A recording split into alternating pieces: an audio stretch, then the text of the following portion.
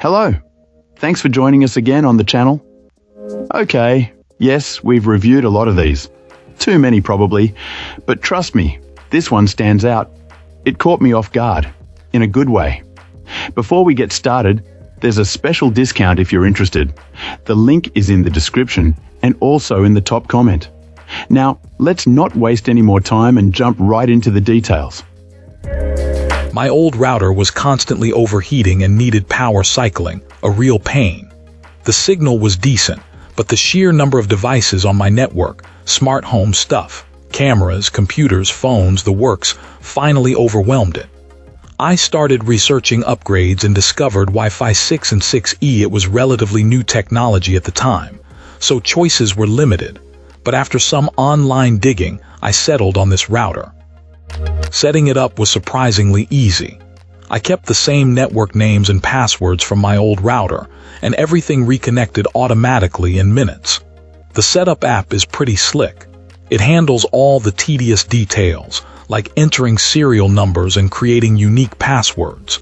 You can still fine-tune settings later via the app or the web interface if you prefer, but the app's initial setup is a real time saver.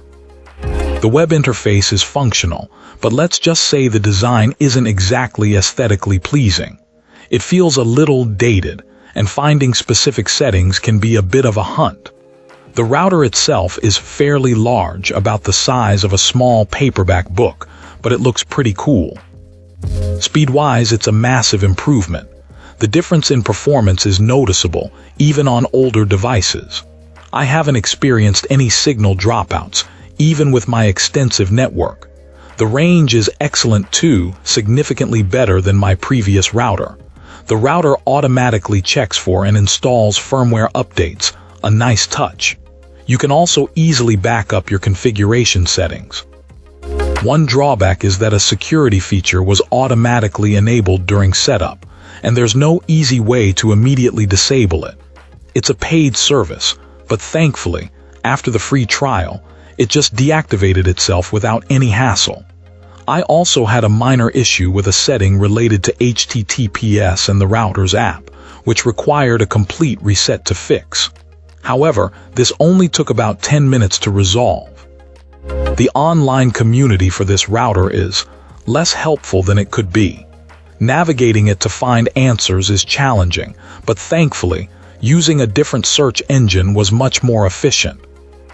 Overall, despite a few minor quirks and a sizable price tag, this router has been a fantastic upgrade.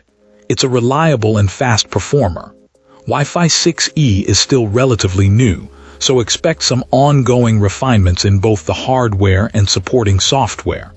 While there are some minor interface and software usability issues, the speed and reliability make up for them.